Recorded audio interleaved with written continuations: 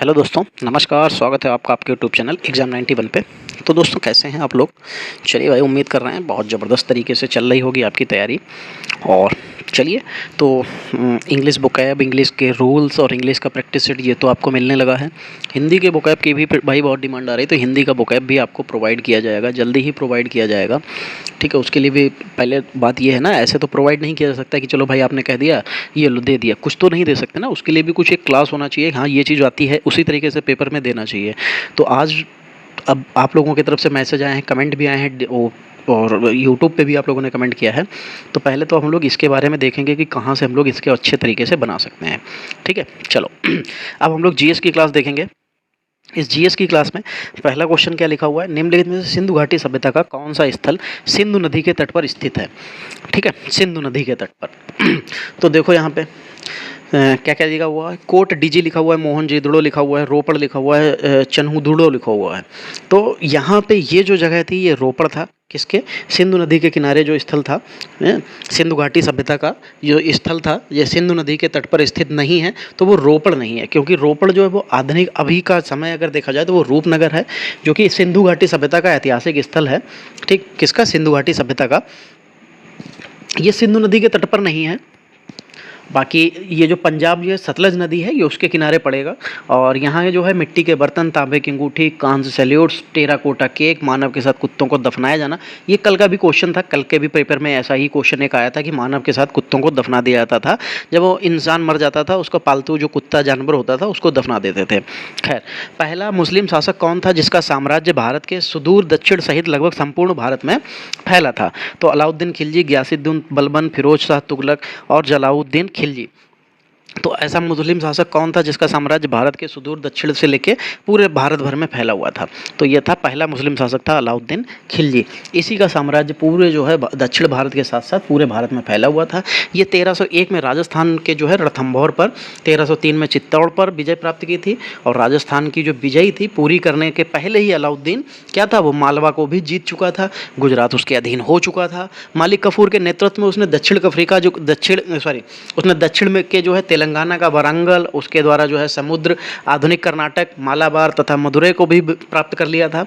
और ये ऐसा करने वाला एकमात्र जो है पहला मुस्लिम शासक बना, एकमात्र नहीं, ये पहला मुस्लिम शासक बन गया था।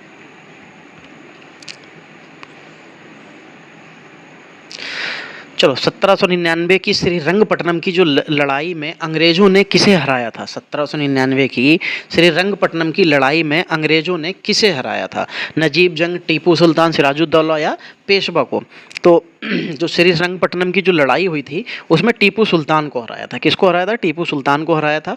प्रथम आंग्ल मैसूर जो है 1797 से लेकर 1769 तक चला था, जिसमें वॉरेन हेस्टिंग जो है मद्रास की संधि की थी हैदर अली अंग्रेजों के बीच में। फिर द्वितीय आंग्ल मैसूर जो युद्ध हुआ था वो 1780 से लेकर 84 तक चला था, वॉरेन हेस्टिंग ही था। मंगलौर की संधि हुई थी, इसमें टीपू और अंग्रेजों के बीच युद्ध लड़ा गया था। और जो टीपू था इसमें घायल होने के कारण जो है 7 दिसंबर 1782 को हैदर अली जो था, इसमें हैदर अली वही टीपू सुल्तान, तो उसकी मृत्यु हो गई थी। टीपू ने अंग्रेजी शासन सेना के जो ब्रिगेडियर मैथूज को इसी युद्ध में बंदी बना लिया था। लड़ाई में अंग्रेजों ने किसे हराया था? ठीक है, चलो फिर तृतीय कब हुआ था? 1790 से 92 तक। इसमें कार्नवालिस और श्रीरंगपट्टनम की संधि से खत्म हुआ था। इसमें टीपू और अंग्रेजों के बीच जो है युद्ध हुआ था। और इस युद्ध के विषय में जो है कार्नवालिस की प्रसिद्ध कथन है, हमने बिना अपने मित्रों के शक्तिशाली बनाए अपने शत्रु को कुचल दिया। फिर चौथा जो एंग्लो मैसूर युद्ध कब हुआ था? 1799 में से लॉर्ड बेलीजेली था। और टीपू की मृत्यु जो है इसी युद्ध में अंग्रेजी सेना के नेतृत्व बेलीजेली जो हैरिस था तथा स्टुअर्ट, इसमें इनके साथ युद्ध हुआ था, इसी में हार गया, मतलब ये मारा गया था। युद्ध जीतने की खुशी में आयरलैंड के जो लॉर्ड समाज ने बेलीजेली को मार्किस की उपाधि दी थी, मार्किस की। 79 नंबर, दिसंबर 1907 में सूरत में राष्ट्रवादी प्रतिनिधियों के सम्मेलन की अध्यक्षता किसने की थी? श्री अरविंदो, लाला लाजपत राय, फिरोज शाह मेहता, रास बिहारी बोस। तो जो 1907 में सूरत में जो कांग्रेस का जो अधिवेशन हुआ था, तो उदारवादी और जो उग्रवादी जो थे उसमें अध्यक्ष पद को लेकर विवाद हो गया था। ठीक, उग्रवादी जहां लाला लाजपत राय, उनको कांग्रेस का अध्यक्ष बनाना चाहते थे, और उदारवादी में रास बिहारी जो घोष थे उनको अध्यक्ष बनाना चाहते थे। तो इस अधिवेशन की जो अध्यक्षता थी वो रास बिहारी घोष ने ही अंत में की थी। पूना पैक्ट से संबंध में सही विकल्प को चुनना है, बताना है कि पूना पैक्ट हुआ क्या था और कब हुआ था। ये 24 सितंबर 1931 को हुआ था, ये आप समझ लीजिएगा। गांधी जी और भीमराव अम्बेडकर के मध्य हुआ था, ठीक है। इसके अंतर्गत हुआ क्या था कि जो दलित वर्ग था उसको पृथक निर्वाचन मंडल जो था उसमें समाप्त कर दिए गए, लेकिन प्रांतीय मंडलों में दलित के लिए सुरक्षित सीटों की संख्या 71 से बढ़कर 147 की गई थी। केंद्रीय विधानमंडल में दलितों के लिए सुरक्षित सीटों की संख्या 18% की वृद्धि कर दी गई थी, ठीक। तो ये पूना पैक्ट किसके किसके मध्य था, तो महात्मा गांधी और भीमराव अम्बेडकर के मध्य था। 24 सितंबर 1932 को जो है ये हुआ था। चलो अब देखते हैं इसके ऑप्शन। अगस्त 1931 में महात्मा गांधी और B.R. अम्बेडकर के बीच जो है हस्ताक्षर किए गए थे, नहीं। तो कब हुआ था, ये सितंबर में 24 सितंबर 1932 को हुआ था। हाँ 32 को, ये भी 1931 को है तो इसको भी खत्म कर दीजिए। सितंबर 1932 में महात्मा गांधी और लॉर्ड इरविन नहीं था, ठीक, ये भी खत्म हो जाएगा। लास्ट में बचता है 19 सितंबर 1932, बिल्कुल 24 सितंबर 1932 में महात्मा गांधी और B.R. अम्बेडकर के बीच इस पर हस्ताक्षर किए गए थे।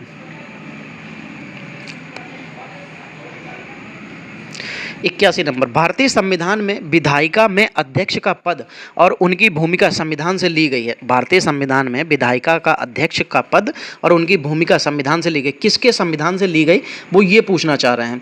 तो ये अनुच्छेद भारतीय संविधान में जो अनुच्छेद 93 है, इसके तहत लोकसभा अध्यक्ष होता है, वह एक उपाध्यक्ष होता है। और अनुच्छेद 89 है, उसके तहत राज्यसभा का एक सभापति होगा और एक उपसभापति होगा। और ये लिया कहाँ से गया है, तो ये ब्रिटिश संविधान से इसको लिया गया है। नियंत्रक एवं महालेखा परीक्षक प्राथमिक रूप से संसद की निम्नलिखित में से किस समिति से जुड़ा हुआ होता है? प्राक्कलन समिति, सार्वजनिक उपक्रम समिति और लोक लेखा समिति, और इनमें से कोई नहीं। तो लोक लेखा समिति का ये जो है सदस्य होता है, ठीक।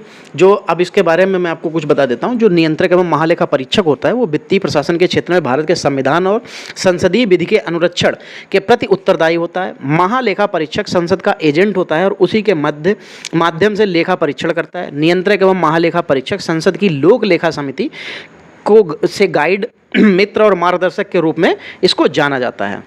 और ये शायद सबसे बड़ी समिति भी होती है। लोक लेखा समिति जो है वो शायद सबसे बड़ी समिति भी होती है।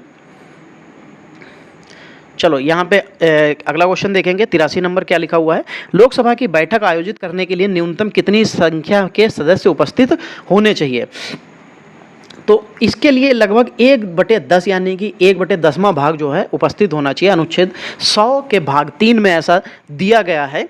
तो कितने होने चाहिए? कुल सदस्य का 1/4, कुल सदस्य का 10वां भाग, बिल्कुल, यानी कि 1/10, ठीक है। तो अनुच्छेद कौन सा है? 100 का 3वां भाग है। चलो फिर देखो यहाँ पे 84 नंबर क्या लिखा हो, पृथ्वी की परत के भीतर की हलचल का अध्ययन किसके द्वारा किया जाता है? अच्छा, पृथ्वी की जो परत होती है उसके भीतर का जो हलचल का अध्ययन है किसके द्वारा? तो भूविज्ञान, सिस्मोग्राफ यानी कि भूकंप विज्ञान, प्लेट विवर्तनी यानी कि प्लेट टेक्टोनिक्स, और पेंटोग्राफ्स यानी कि सर्वमापलिक। तो नहीं, ये सिस्मोग्राफ भूकंप का जो, क्योंकि ये परतें हिलेंगी तो भूकंप आता है, और भूकंप का जो है किससे अध्ययन किया जाता है? तो सिस्मोग्राफ से किया जाता है। चलो भाई 85 नंबर देखेंगे कि लद्दाख के बीच में स्थित है किसके? शिवालिक और जस्कर पर्वत, काराकोरम और जस्कर पर्वत, हिमालय पर्वत और शिवालिक, बृहत हिमालय और शिवालिक। नहीं, लद्दाख जो है वो काराकोरम की पहाड़ियों पर स्थित मिलेगा, मतलब जस्कर और इनके बीच में जो है ये स्थित है। लद्दाख को 31 अक्टूबर 2019 को केंद्र शासित प्रदेश जो है घोषित कर दिया गया था, और इसकी राजधानी जो है लेह में स्थित है। अभी अब जो है अभी इसको पूर्ण राज्य का दर्जा दिलाने के लिए ही वो क्या नाम, बाइचुंग क्या नाम था उनका, जो अरे थे, मुझे देखो नाम नहीं याद आ रहा, उन्होंने जो है अभी धरना वरना दिया था काफ़ी हद तक। चलो 86, निम्नलिखित में से कौन भारत के लेक डिस्ट्रिक्ट के रूप में जाना था? लेक, सबसे ज़्यादा झीलें कहाँ है? तो झीलों की नगरी नैनीताल। किसको? नैनीताल को। लेकिन जब नैनीताल घूमने जाओ तो वो एक ही लेक देखने को मिलती है, और वो उसके चारों तरफ बस घूम लो, पानी में घूम लो, यही नैनीताल है। हाँ, लेकिन अगर आपको एक्सप्लोर करना है नैनीताल को तो आपको वहाँ पर 1-2 दिन का स्टे करना पड़ेगा, और जो उसकी और भी बेहतरीन चीज़ें हैं उनको भी आपको जो है अगर आप करते हैं तो फिर आपको उसका कुछ और ही बात होगी।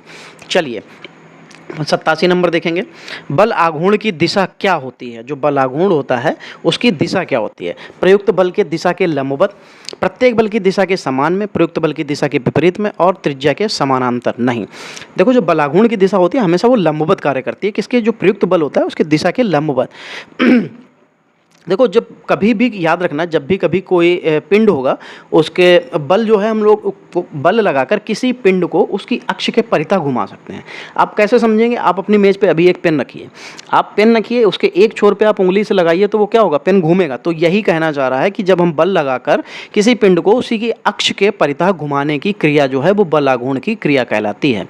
फिर किसी पक्ष के परितः किसी बल का बल आघूर्ण उस बल के परिमाण तथा उस अक्ष के बल की क्रिया के रेखा के बीच के लंबवत दूरी, मतलब आप ऐसे समझ सकते हैं कि यहाँ पे ये पेन की नोक है और ये पेन रखा हुआ है, हम लोग इसको घुमाएंगे, बल लगाएंगे इधर से, तो ये इसके ऐसे चारों तरफ ये घूमता हुआ रहेगा। ये जब घूमेगा, ये जब घूमेगा, ठीक, ये जब घूमेगा तो वही कह रहा है किसी अक्ष के परितः किसी बल का बल आघूर्ण उस बल के परिमाण तथा उस अक्ष के बल की क्रिया के रेखा के लंबवत। तो मतलब ये वाला जो बल हम ऐसे लगा रहे हैं तो इसके लंबवत ये कार्य करेगा। ठीक है, चलो, तो यहाँ पे ये बिल्कुल सही हो जाएगा। 18 नंबर देखो, लोहा अयस्क से लोहा विनिर्मित करने की प्रक्रिया को क्या कहते हैं? सॉरी। तो जो लोहा अयस्क होते हैं उनसे लोहा जो निर्मित किया जाता है उसकी क्रिया को क्या कहते हैं? तो उसकी क्रिया जो होती है उसको रिडक्शन यानी कि अपचयन कहते हैं। क्या कहते हैं? अपचयन। ऑक्सीडेशन यानी कि ऑक्सीकरण। इसमें तो लोहे के जो जंग लगता है उसके रासायनिक प्रक्रिया की जाती है, ठीक, तो उसको ऑक्सीडेशन कहते हैं। जो रिडक्शन होता है यानी कि अपचयन, ये लोहा अयस्क से लौह निर्माण करने की जो रासायनिक विधि होती है उसको कहते हैं। जो इलेक्ट्रोलिसिस यानी कि विद्युत अपघटन लिखा हुआ है, इलेक्ट्रोलिसिस, इसको क्या कहते हैं? ये किसी विलयन में उपस्थित धनात्मक और ऋणात्मक आयनों को अलग करने की विधि होती है। फिर फ्रैक्शनल डिस्टिलेशन लिखा हुआ है यानी कि प्रभाजी आवासन लिखा हुआ है। तो प्रभाजी आवासन जो होता है वो कच्चे पेट्रोलियम में उपस्थित जो हाइड्रोकार्बन्स होते हैं उनको अलग करने की जो विधि होती है उसको कहते हैं। भाई मैं जो बोलता हूँ भाई लिख लिया करो आप लोग, ठीक है, खासकर इंग्लिश और जीएस में तो जरूर लिख लिया करो। निम्नलिखित में से किसे आत्महत्या करने वाली कोशिकाओं का बैग कहा जाता है? यानी कि आत्महत्या की थैली किसको कहा जाता है ये पूछा जा रहा है। लाइसोसोम, लाइकोसोम, नाभिक और क्रोमोसोम। तो लाइसोसोम होता है ठीक है, जो लाइसोसोम होता है जंतु कोशिका के द्रव में पाए जाने वाली अनियमित आकार की जो आवरण युक्त गोल गोल थैली नुमा एक थैली होती है, कह सकते हैं। ये अंतः कोशिकीय पाचन में मदद करता है और इनका कार्य कोशिकाओं के अंदर पहुंचे खाद्य पदार्थों तथा जो बाह्य पदार्थ होते हैं उनका पाचन करना होता है और इनके फटने पर कोशिकांगों के स्वापचन भी हो जाता है। इसीलिए इसको जो है आत्महत्या की थैली कहा जाता है। 90 नंबर, आय का आकलन, राष्ट्रीय आय का आकलन करते समय निम्नलिखित में से किसकी गणना नहीं की जाती? निजी सचिव की सेवाएं, गृहिणी की सेवाएं, कार चालक की सेवाएं और पर्यटक गाइड की सेवाएं। तो भाई आप देखो गृहिणी की सेवाएं जैसे क्या क्या होती हैं। गृहिणी की सेवाएं इसीलिए इसको इसमें काउंट नहीं किया जाता है जब हम लोग राष्ट्रीय आय का गणना करते हैं, यानी कि जो नेशनल इनकम होता है, एस्टिमेटेड नेशनल इनकम जो होती है उसमें हम लोग गृहिणी की जो सेवाएं होती हैं उनको हम लोग नहीं लेते हैं। क्यों नहीं लेते हैं भाई? गृहिणी क्या सेवाएं देती है? जैसे घर में खाना बना रही हैं, बर्तन धुल रही हैं, झाड़ू पोछा, साफ सफाई रखना, घर संभालना, ये काम जो है औरतें बहुत अच्छे तरीके से करती हैं और ये करती हुई आ रही हैं और आज भी वो कोई भी जिम्मेदारी के साथ साथ ये काम भी बहुत अच्छे से कर लेती हैं। भले ही नौकरी कर रही हो लेकिन ये काम भी वो लोग बहुत अच्छे से कर लेती हैं।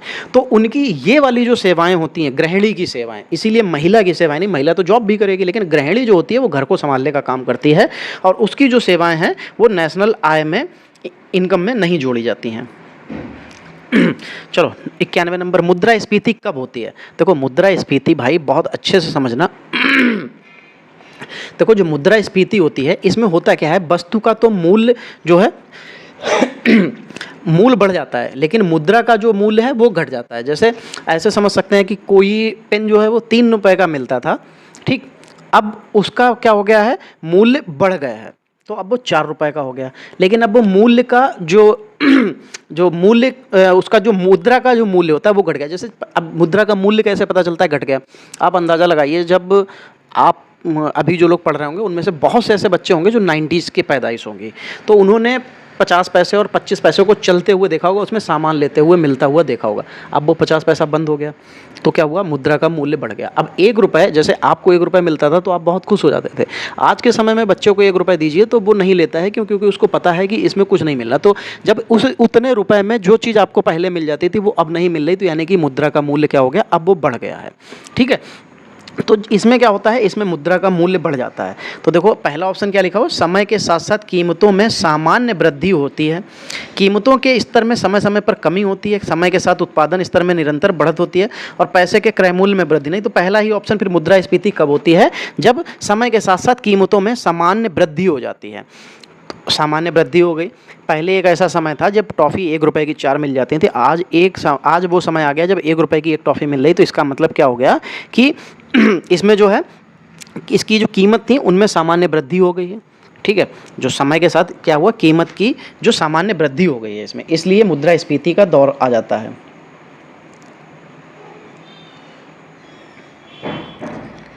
एनएसडीसी द्वारा निर्माण कोष की स्थापना को वित्तीय सहायता प्रदान करने हेतु की गई। किसको वित्तीय सहायता ये प्रदान करता है, तो समाज से निचले हिस्से में उद्यमियों को, विस्थापित कश्मीरी पंडितों को, आजीविकाहीन बुजुर्ग लोगों जिन्हें जीविका का साधन नहीं है, और PMKVY के अंतर्गत चयनित और प्रशिक्षित उम्मीदवार जिसे रोजगार नहीं मिला। हाँ, इन्हीं को देते हैं। ठीक है, इन्हीं को देने के लिए बनाया गया था। 93 नंबर, निम्नलिखित में से कौन सा भारत द्वारा विकसित सुपर कंप्यूटर है? तो बेन गेज लिखा हुआ है, ऑन शेप लिखा हुआ है, पिक्चर लिखा हुआ है, परम युवा लिखा हुआ है। तो बिल्कुल भैया परम युवा जो है भारत द्वारा बनाया गया एक ये 1980 के दशक में बनाया गया सुपर कंप्यूटर था। ठीक, चलो आगे बढ़ेंगे। 94 नंबर, निम्नलिखित में से कौन सा विश्व का सर्वोच्च पर्यावरण संरक्षण पुरस्कार है? पर्यावरण संरक्षण पुरस्कार की बात करी जा रही है। तो देखो, गोल्डन बियर पुरस्कार, गोल्डन पांडा पुरस्कार, गोल्डन ग्लोब पुरस्कार और गोल्डन पॉम्स पुरस्कार। तो कौन सा पुरस्कार जो है ये दिया जाता है? तो गोल्डन पांडा पुरस्कार ऐसा है जो कि पर्यावरण संरक्षण के लिए प्रोत्साहन के लिए दिया जाता है। चलो, लोकप्रिय कुडबी नृत्य किस भारतीय राज्य से संबंधित है? तो जो कुडबी नृत्य है वो कहाँ का है? मिजोरम, सिक्किम, जम्मू कश्मीर और गोवा। तो गोवा का है। गोवा का एक और डांस भी होता है, गोवा का एक और भी होता है जिसको हम लोग गोम्फ के नाम से जानते हैं, गोम्फ। चलो, मिजोरम के खल्लम होता है, चैलम होता है, थंगलाम होता है, सिक्किम का सिकमारी होता है, खूखरी होता है। ठीक, जम्मू कश्मीर का रऊफ है, मंदजाल भी है। 96 नंबर, हाल ही में पेरिस ओलंपिक 2024 ओलंपिक और पैरा ओलंपिक शुभंकर के रूप में अनावरण किया गया। हाल ही में पेरिस 2024 ओलंपिक और पैरा ओलंपिक शुभंकर के रूप में अनावरण किया गया है। किसका? तो जो अभी 2024 में पैरा ओलंपिक और ओलंपिक दोनों हुए थे उसमें पूछा जा रहा है किसका हुआ था। तो जो शुभंकर के रूप में किसका अनावरण हुआ? तो पांडा, लाल जैगुआर, ओलंपिक फ्रीज और कैट। तो ओलंपिक फ्रीज था उसका हुआ था। ये जो है ये लाल टोपियों, पुरातन और फ्रांसीसी क्रांति के स्वतंत्रता की खोज का प्रतीक था। ठीक है, और पेरिस ओलंपिक का आयोजन 26 जुलाई से लेकर 11 अगस्त 2024 के बीच में हुआ था। 97 नंबर, किस संस्थान ने वार्षिक परमाणु अभ्यास स्टीडफास्ट नून की घोषणा की है? चलिए भाई देखिए, इसरो, नाटो, सासा या अपेक। तो किसने की थी ये? तो नाटो ने की थी। जो रूसी राष्ट्रपति हैं व्लादिमीर पुतिन, उन्होंने परमाणु हमले की धमकी के बाद अमेरिका समेत जो 30 देशों का संगठन है नाटो, उसने स्टीडफास्ट नून नामक परमाणु अभ्यास करने की घोषणा की थी। नाटो की स्थापना कब हुई थी ये आप लोग मुझे कमेंट में बताना। किस देश ने कोपा 27 में इन आवर लाइफ टाइम अभियान की शुरुआत की है? तो अमेरिका, ब्रिटेन, चीन या भारत? तो भारत ने की थी ये। संयुक्त राष्ट्र की रिपोर्ट के अनुसार वर्ष 2023 में विश्व का सर्वाधिक आबादी वाला देश कौन बन गया है? तो सिंपल सी बात है कि अभी ये भारत बना था जिसने चीन को पीछे छोड़ दिया था। ठीक है, एक ऐसी रिपोर्ट आई थी जिसमें भारत जो है नंबर 1 पर बन गया था। अंतर्राष्ट्रीय टेबल टेनिस महासंघ ITTF के एथलीट आयोग में चुने जाने वाले पहले भारतीय खिलाड़ी कौन है? नीरज चोपड़ा, अजंता शरत कमल, रानी रामपाल और बजरंग पुनिया। तो ये कौन थे? जो अजंता शरत कमल जो हैं वो ये थे। ठीक है, ये उसी जो ITTF है उसने एथलीट आयोग में चुने जाने वाले पहले भारतीय हैं। बाकी ये वहाँ के लिए आयोग में 4 साल के लिए काम करेंगे। ठीक है, चलो दोस्तों, तो जो आज की जो हमारी PDF है तो वो आज यहीं तक रहेगी। ठीक, क्योंकि आज जो हमारा जो आज का जो पूरा 25 क्वेश्चन का टारगेट था वो कंप्लीट हो चुका है। तो भाई जिन लोगों ने अभी तक चैनल को सब्सक्राइब नहीं किया है, चैनल को सब्सक्राइब जरूर कर लिया करो। ठीक है, और हो सके तो वीडियो को कहीं ना कहीं आप लोग जहाँ भी जुड़े हो, जिसको भी दिखाना हो उनको शेयर ज़रूर कर दिया करो। शेयर नहीं करते हो, ये गलत तरीका है भाई। और बाकी हिंदी वोकैब और इंग्लिश वोकैब का सेक्शन आपको मिल जाएगा। चलिए दोस्तों, तो फिर आज की क्लास हम लोग यहीं तक रखेंगे, मिलेंगे अगली क्लास में। तब तक के लिए जय हिंद दोस्तों।